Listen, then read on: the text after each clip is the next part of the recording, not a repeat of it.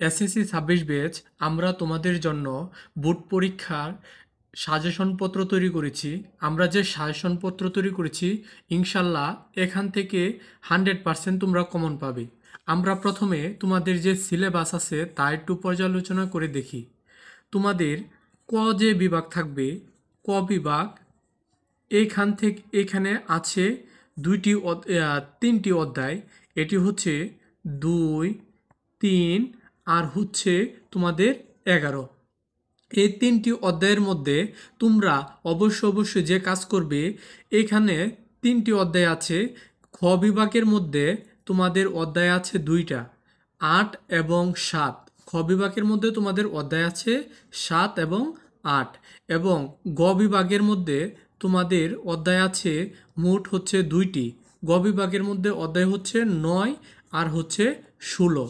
এবং গ বিভাগের মধ্যে তোমাদের অধ্যায় আছে একটি, এটি হচ্ছে পরিসংখ্যান 17 নম্বর অধ্যায়। এখন তোমাদের যে এইবারের যে সিলেবাস এখানে বলা হয়েছে, প্রত্যেক বিভাগ থেকে একটি করে প্রশ্ন দেওয়ার পর তোমাদের যেটা খুশি সেই একটা বিভাগ থেকে আরও একটা প্রশ্ন দেওয়ার জন্য, অর্থাৎ ক বিভাগ থেকে থাকবে 2টি প্রশ্ন, খ বিভাগ থেকে থাকবে 2টি প্রশ্ন, গ বিভাগ থেকে থাকবে 2টি প্রশ্ন এবং গ বিভাগ থেকে থাকবে 2টি প্রশ্ন। প্রত্যেকটা থেকে তোমাদের একটি করে প্রশ্ন আনসার করার পর তোমাদের ইচ্ছা অনুযায়ী যে কোনো বিভাগ থেকে তোমরা প্রশ্ন আনসার করতে পারবে। এই ক্ষেত্রে আমি তোমাদেরকে যা সাজেস্ট করব, প্রথমত তোমরা ক বিভাগের জন্য 2 এবং 11 ঠিকমতো প্রিপারেশন নেও। কেননা 2 এবং 11 3 থেকে 4টা অঙ্কের এ, ধাপ শিখলে তোমরা পুরো সম্পূর্ণ একই সিস্টেমে আনসার করতে পারবে। কিন্তু 3 নাম্বার যে অধ্যায়টা আছে এখানে প্রতিনিয়ত অঙ্ক চেঞ্জ হয়, এটা হলো সমস্যা। আর 7 এবং 8-এর মধ্যে তোমরা অবশ্যই 8 আনসার করার চেষ্টা করবে। এটিও একটি নির্দিষ্ট সিস্টেম মেনে চলে। তোমরা গ বিভাগের জন্য 9 এবং 16-র মধ্যে অবশ্যই 16 আনসার করবে। কেননা ত্রিকোণমিতি অনেক বেশি কঠিন হয়ে থাকে, তোমরা পরীক্ষা হলের মধ্যে নাও মিলাতে পারো। আর 17 নম্বর থেকে তোমরা 2টি কোশ্চেন সলভ করার ট্রাই করবে।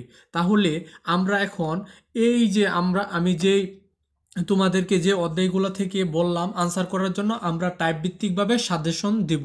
প্রথমে আমরা দ্বিতীয় অধ্যায় নিয়ে আলোচনা করব। তোমরা দ্বিতীয় অধ্যায়ের জন্য তোমরা যা করবে, ডোমেন এবং রেঞ্জ নির্ণয় করা শিখবে। এটা তোমরা কোথায় পাবে? তোমরা তোমাদের যে বুট বই আছে ওই বুট বইয়ের 35 পৃষ্ঠার 20 নাম্বার যে অঙ্কটা আছে ওইটা সলভ করবে। এরপরে যে আরেকটা টাইপ আসে, এটা হচ্ছে কিন্তু খ এবং গ এর জন্য 2n কে সমর্থন করে এমন একটি অঙ্ক আসে। এই টাইপের জন্য তোমরা যা করবে, 39 পৃষ্ঠার 25-এর যে খ নাম্বারটা আছে বুট বইয়ের তা সলভ করবে।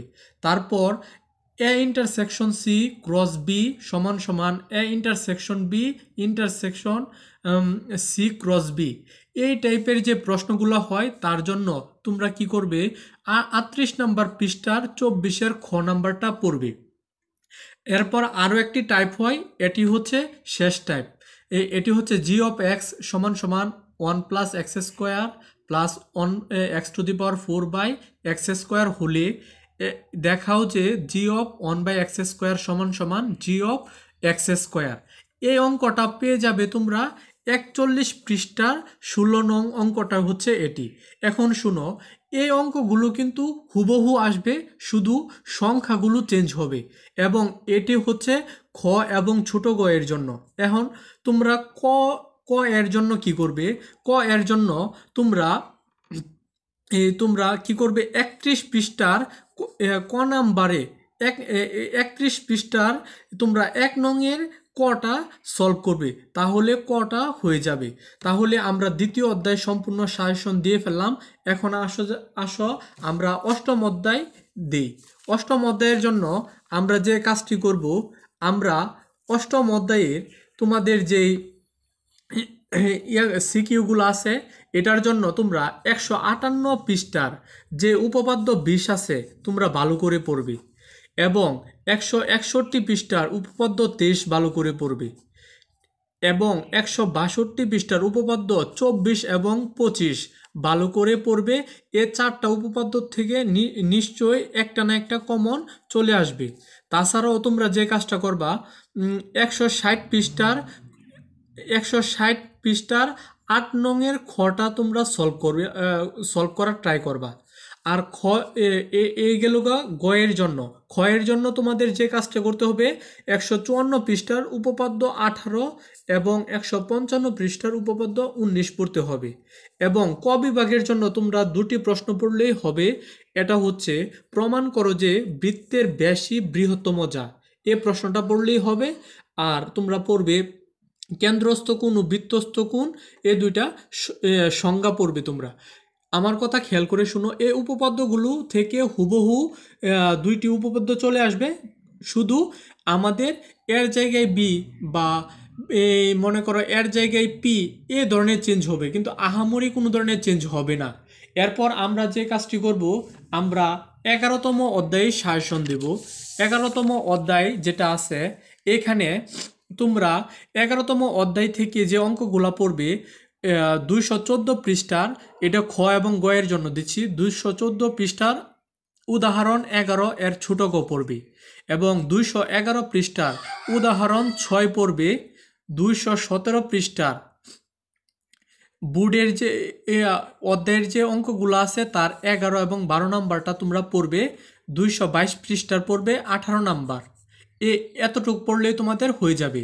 আর ক এর জন্য তোমরা যে কাজ করবা, তোমরা 212 পৃষ্ঠার উদাহরণ 7 পড়বা এবং 214 পৃষ্ঠার উদাহরণ 11 যে ক আছে এই কটা তোমরা সলভ করবা।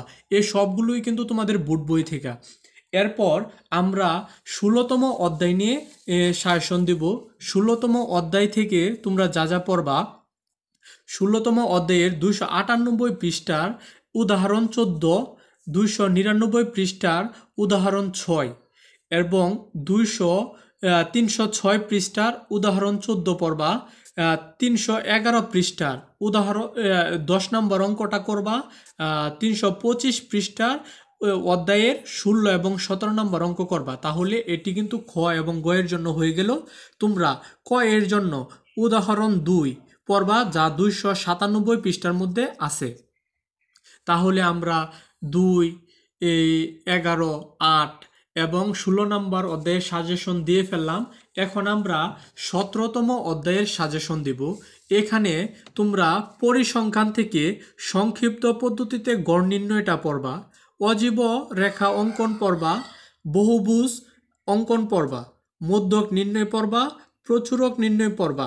তারপর ক এর জন্য তোমরা যে কাজ করবা, এটা দিয়ে কিন্তু খ এবং গ হয়ে গেল। এখন তোমরা ক এর জন্য মধ্যক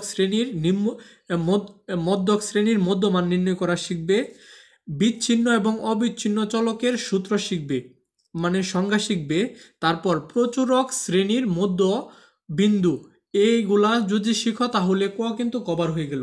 প্রিয় শিক্ষার্থীরা, আমরা কিন্তু তোমাদেরকে 9, 7 এবং 3 এই 3টি অধ্যায় পড়ার জন্য না বলবো, কেননা এই 3টি অধ্যায়ের সিকিউ কিন্তু চেঞ্জ হতে পারে। কিন্তু তোমরা যদি আমি যেই সিকিউ যে অধ্যায়গুলো বলেছি সে অধ্যায়গুলোতে সিকিউ শুধু তোমার সংখ্যাটা চেঞ্জ করে, কিন্তু একই টাইপের হয়ে থাকে। ধন্যবাদ সবাইকে।